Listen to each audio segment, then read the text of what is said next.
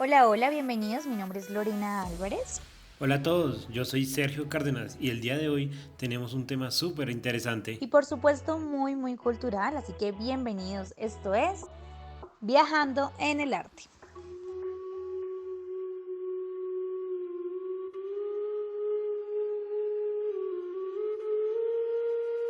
Bueno, hoy vamos a hablar acerca de los elementos constitutivos del arte, como son el punto, la línea y la teoría del color, teniendo en cuenta el arte clásico. Sergio, ¿y tú sabes cuáles son los elementos constitutivos del arte?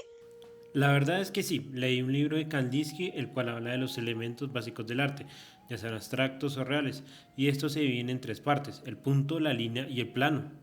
Es correcto, pero solo vamos a hablar del punto y la línea. Lo interesante, como veremos, es que la introducción es para contribuir al análisis de los elementos del arte de la época. Empecemos. ¿Sabes a qué periodo histórico pertenece el arte clásico? La verdad, no, Sergio. Te doy pistas. ¿A la antigua o a la Edad Media? Bueno, la primera opción me parece más lógica.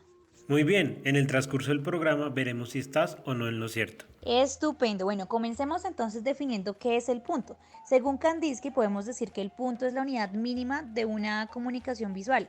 Digamos que es el elemento gráfico fundamental y por lo tanto es el más importante. Se puede intensificar su valor por medio del color, el tamaño, incluso la posición en el plano. Y no precisamente es necesario que el punto esté representado gráficamente para tomar fuerza, ya que digamos en cualquier figura su centro geométrico puede constituir el centro de atención. Entonces, ¿la forma del punto puede ser limitada y es la única que no pierde sus propiedades? Es correcto, Sergio. El punto está definido por su color, dimensión y sobre todo por el dinamismo que puede reflejar dependiendo de dónde lo situemos dentro del plano. Cuando vemos, por ejemplo, varios puntos dentro de una determinada composición, por el principio de agrupación podemos construir formas, contornos, tono o color. Genial, súper interesante. ¿Qué más podrías contarnos? El tamaño y la forma del punto pueden variar y pues de la misma manera puede variar su fuerza, aunque pensemos que tiene que ser redondo, en realidad puede tener la forma que nosotros queramos, obviamente sin que afecte la estructura del punto como tal. Qué bien, qué importante es el punto en el arte. Además, cabe agregar que dentro de las características del punto encontramos que tiene una gran atracción cuando se encuentra solo, puede producir sensación de tensión cuando se añade otro punto y construye un vector direccional o dar lugar a la creación de otros conceptos, tales como el color cuando aparecen varios puntos en el mismo campo visual. Es correcto, Sergio. ¿Qué tal si tú nos explicas entonces la segunda parte? ¿Qué es la línea entonces?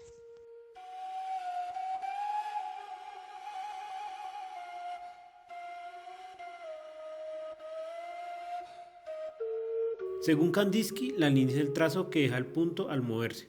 Por lo tanto, su existencia siempre está vinculada al punto. Las líneas se puede clasificar como centrales o acéntricas, según tengan el centro en común o estén fuera del centro. Es decir, que la línea es moldeable en la forma como nosotros queramos, ¿sí? Así es, también podemos agregar que sirve para conectar dos puntos en el espacio, siendo la unión o la aproximación de varios puntos. Algo interesante es que la línea la separa los planos, permitiendo crear diferentes niveles o volúmenes, ¿no?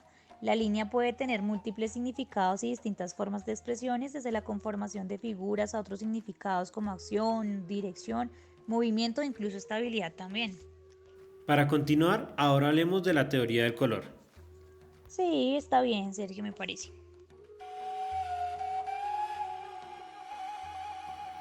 Quiero agregar que el color no existe, es una apreciación subjetiva de algunos seres vivos, por lo cual se puede decir que es una sensación que se produce en respuesta a la estimulación del ojo y de sus mecanismos nerviosos, por la energía luminosa de ciertas longitudes de onda que tienen los objetos. Pero aún no me queda claro, ¿puedes reforzarlo un poco más? Lo que ocurre cuando percibimos un objeto de determinado color es que la superficie de ese objeto refleja una parte del espectro de luz blanca que recibe y absorbe las demás. La luz blanca está formada por tres colores, rojo, verde y azul. Ah, ok, entiendo. Lo que ocurre es que, por ejemplo, cuando vemos un objeto de color rojo, digamos una manzana, lo que sucede es que absorbe el color verde y el azul y está reflejando el resto. Es decir, en este caso, lo que la luz está interpretando es lo que nuestra retina como color está viendo. Como tal, en este caso sería el rojo. Absorbe el verde y el azul y refleja y rebota el color rojo. También cabe agregar que para las artes visuales existe una herramienta importante como lo es el círculo cromático. ¿Qué es eso, Sergio? Es una herramienta que nos sirve para observar la organización básica y la interrelación de los colores. Sirve para hacer la selección de los colores en el diseño. El principal está compuesto de 12 colores básicos. Entiendo. Ahora recuerdo que el círculo cromático está conformado por varios colores, los primarios, los secundarios y los terciarios también, ¿no? También está lo que es la parte de cian, magenta, el amarillo, por otro lado también está lo que es el azul, el verde, el rojo. Realmente la paleta es bien amplia. Para concluir, ¿podrías explicarnos acerca de las propiedades del color? Sí, claro, Sergio. El tono es el color en sí mismo, es decir, su calidad cromática o un sinónimo del color. El brillo tiene que ver con la intensidad o el nivel de energía. Es decir, que, por ejemplo, la luminosidad de un color. Y por último, la saturación está relacionada con la intensidad que tiene un color. Bueno, hemos hablado gran parte del programa de los elementos constitutivos del arte. ¿Qué tal si pasamos al siguiente tema? Sí, está bien. Ahora hablemos del arte clásico. Súper, arte clásico. El arte clásico es el conjunto de formas artísticas que se mezclan a partir de las diferentes influencias de una sociedad humanística, como lo fue la griega que continúa hasta el mundo romano.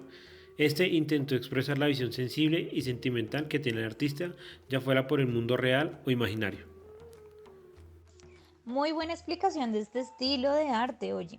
Además de incluir las disciplinas básicas de todos los artes, como lo son la pintura, la arquitectura, la escultura, también incluye, por ejemplo, la literatura en todas sus formas y obviamente también todo lo que es literatura griega y romana. En esta última, en la literatura se incluye la poesía, el teatro y la filosofía como expresión de la unión de las civilizaciones griegas y romanas, o mayormente conocida como greco-romana.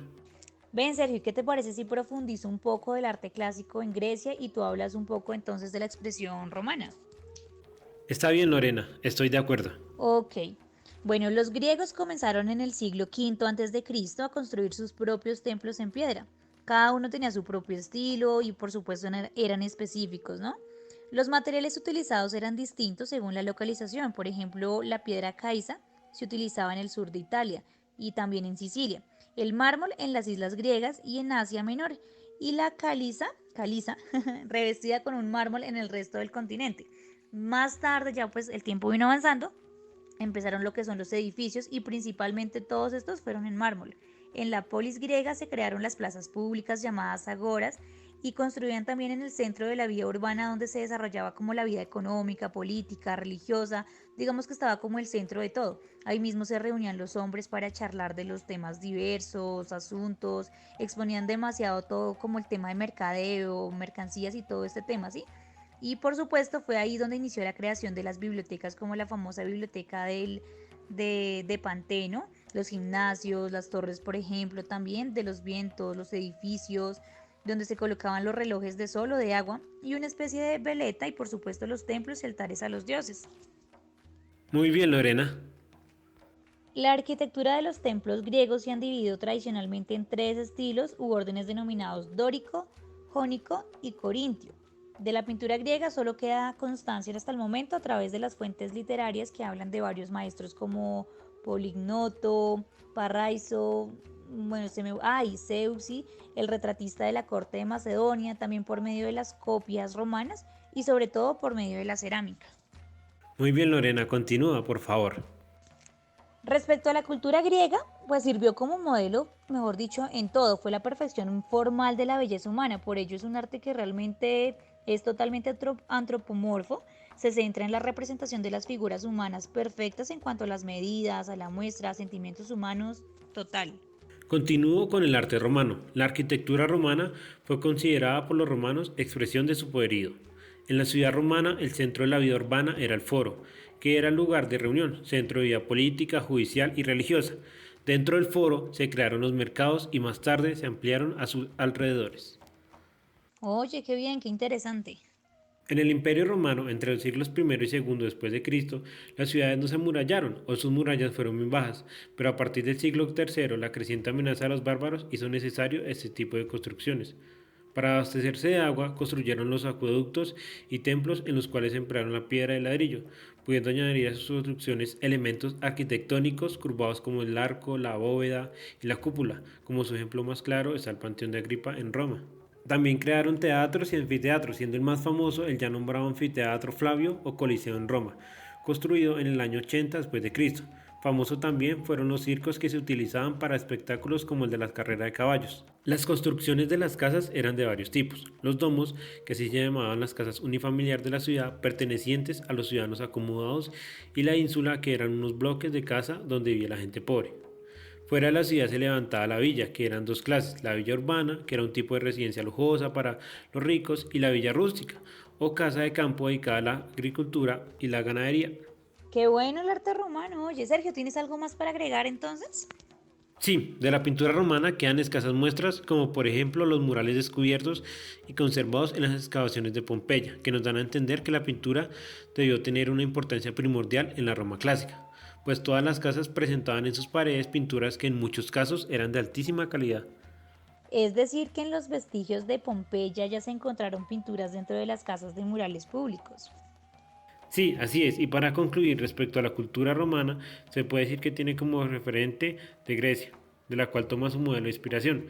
Pero los romanos aplicaron su enorme sentido práctico a la escultura. No se dedicaron a estudiar la belleza ideal o las proporciones humanas perfectas. Solo buscó una finalidad más aplicable a sus necesidades. Muy bien, Sergio, excelente contenido, me gusta.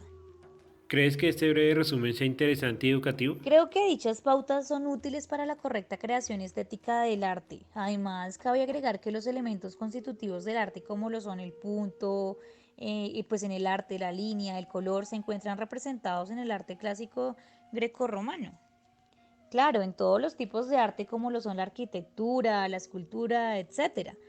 Esto se expresó en diferentes maneras con la poesía, la filosofía, se consolidó el trabajo de los historiadores, lo cual nos permite obviamente pues que podamos profundizar un poco más en cada uno de estos temas. Claro, Lorena, fue una gran oportunidad de aprendizaje.